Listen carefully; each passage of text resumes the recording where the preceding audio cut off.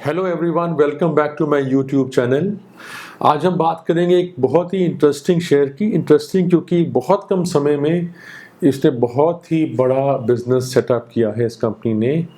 पहले इन्होंने इस कंपनी ने टेक ओवर किया रुचि सोया को, उसको टर्न अराउंड किया और फिर जो अपना एग्जिस्टिंग बिजनेस था उसमें से कई प्रोडक्ट्स, सारे फूड के प्रोडक्ट्स इस बिज़नेस में डाले।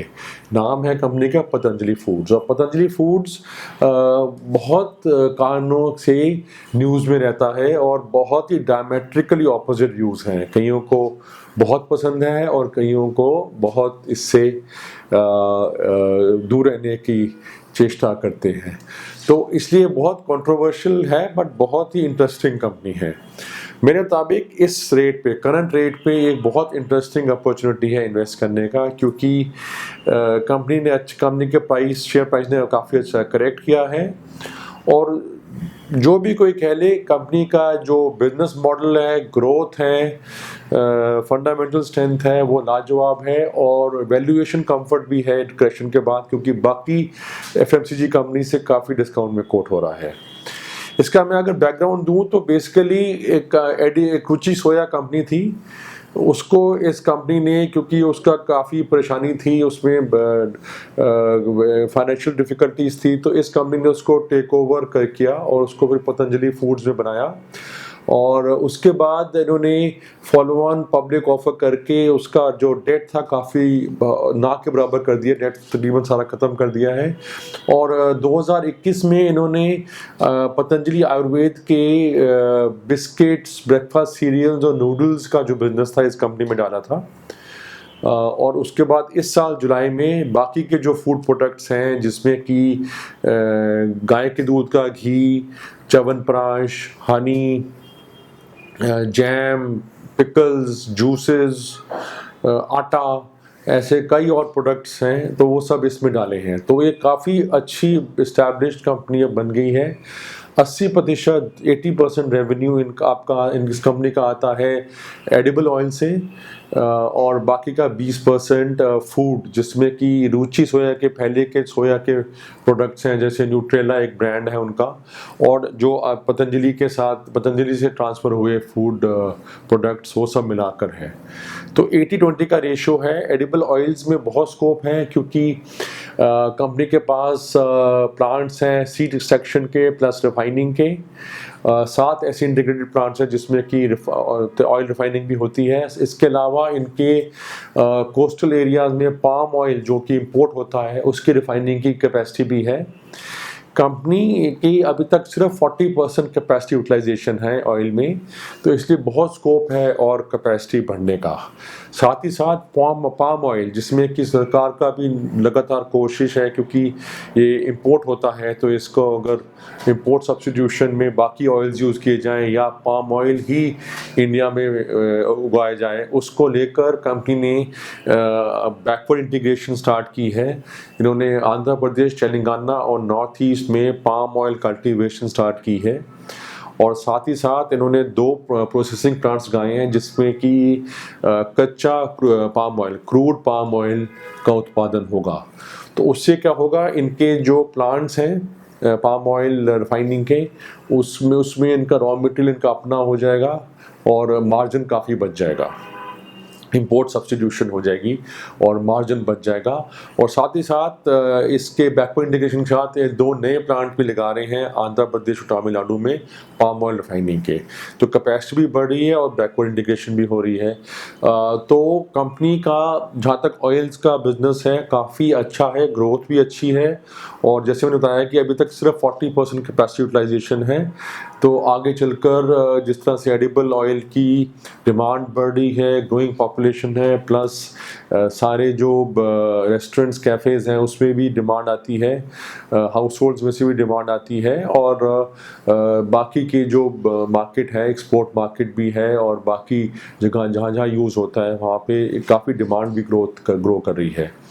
जो इनका फूड का बिजनेस है उसमें भी अच्छी ग्रोथ है, क्योंकि कंपनी के जो प्रोडक्ट की रेंज है वो जैसे मैंने बताया कि तकरीबन सारा कुछ कवर करती है। सोया प्रोडक्ट्स, घी, biscuits, breakfast cereal, chyawanprash, honey, jams, jams, ketchup, जो भी आप कुछ समझ सकते हैं। और तकरीबन आप कह सकते हैं कि जो बाकी कंपनीज हैं एफएमसीजी की, उनमें एक लिमिटेड रेंज है, इसमें तकरीबन सारी ही रेंज है। तो चाहे मैरिको हो, डाबर हो, आईटीसी, हिंदुस्तान यूनिलीवर, इन सब की जो रेंज है उसको तकरीबन मैच करता है Patanjali. Britannia, ITC, Hindustan Lever, Marico, Dabur, इन सब की जो रेंज है उसको तकरीबन सारी रेंज को ये मैच करती है के लिए कंपनी। तो इसलिए बहुत ज़्यादा स्कोप है कंपनी की। अच्छी बात ये भी है कि इन्होंने कॉन्ट्रैक्ट में मैन्युफैक्चरिंग स्टार्ट की है हरियाणा, उत्तराखंड और राजस्थान में।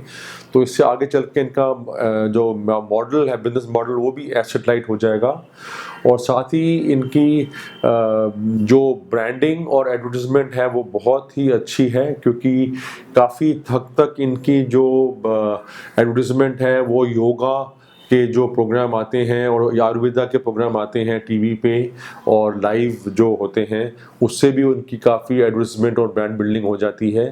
और डिस्ट्रीब्यूशन नेटवर्क भी इनका बहुत सॉलिड है, क्योंकि इनके अपने बहुत आउटलेट्स हैं, प्लस जो पतंजलि आयुर्वेद है उनके साथ इनके प्रोडक्ट्स का यूज़ करने का लाइसेंस है।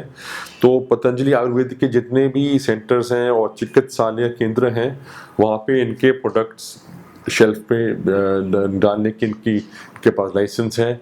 तो ये एक अलग से एक चेन मिल जाती है इनको डिस्ट्रीब्यूशन की। तो डिस्ट्रीब्यूशन, एडवर्टाइजमेंट और ब्रांडिंग इनकी बहुत स्ट्रॉन्ग है और एक नेचुरल स्ट्रेंथ है, क्योंकि इनका अदरवाइज योगा और आयुर्वेद में इनका काफ़ी अच्छा इस्टेब्लिश ब्रांड है और सोशल मीडिया में भी इनका काफ़ी पॉपुलर है ब्रांड।